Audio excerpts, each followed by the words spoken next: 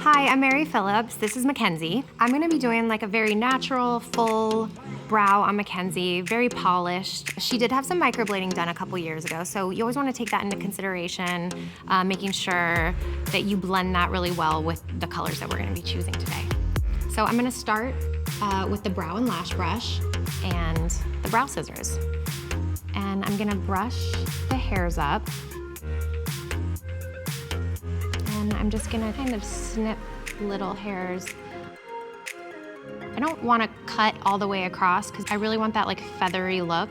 So I like to cut them individually because then it doesn't look like a fence. All the time I see people like hold the hairs up like this and then cut. You don't wanna do that because you need to have a little slack in the hairs because then when you take the brush away, they're gonna be way too short. So I'm gonna use the angle brush and spoolie so I can take out the hairs I want and leave the ones that need to stay in the shape.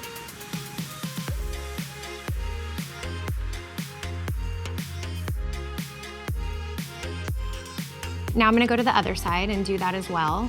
And I use this puff just to kind of not rest my hand on your client's face. And you don't wanna blend it yet. You wanna kind of keep it a little strong so that it's very distinct on what we're gonna leave and what we're gonna take. So for me, I always like to start the brow. There's like this little kind of curve, kind of like an imaginary line here. I usually like the brow to start around there. Definitely not outside that. So hers start a little bit closer. I like that. I'm gonna leave it. I think it looks really natural. I'd rather brows be as close to the natural shape as possible. The arch, you usually want it to start somewhere around the outside of the pupil, and then you want it to end, there's kind of an imaginary shape from the outer corner of the nostril to the end of the eye and up.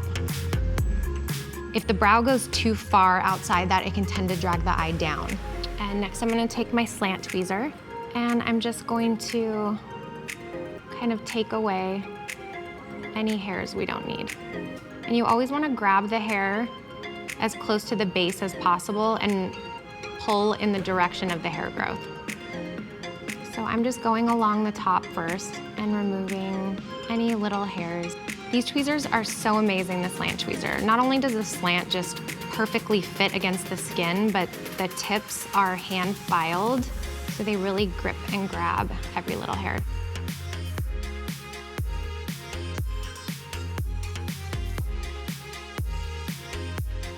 So I'm gonna take the shaping brow brush and just kind of dust it with translucent powder. This not only like dusts away the little hairs that we're taking away, but it also kind of coats any of those little tiny little baby hairs I can't see, and it makes them more visible, just so you can make it extra clean. And again, I'm just taking any hairs that are like way outside my line. Okay, now I'm gonna kind of blend the powder in and just kind of see the shape now and see if there's anything else I wanna take out. Okay, so now I'm gonna go back in with the angled brow brush and spoolie. I'm using a brow powder and just kind of dipping it in and giving little upward hair strokes. And you just kind of wanna flick it up in the direction the hair would grow. You really need to have like a fine brush to create those little individual hair strokes, and the angled brush and spoolie is absolutely perfect for that. And now I'm just gonna go back with the little spoolie and just kind of blend everything.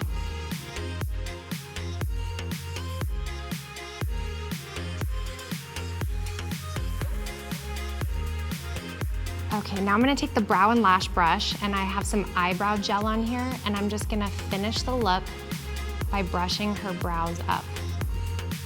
I love using this brush with clear brow gel. It really like separates the hairs, helps them stand up.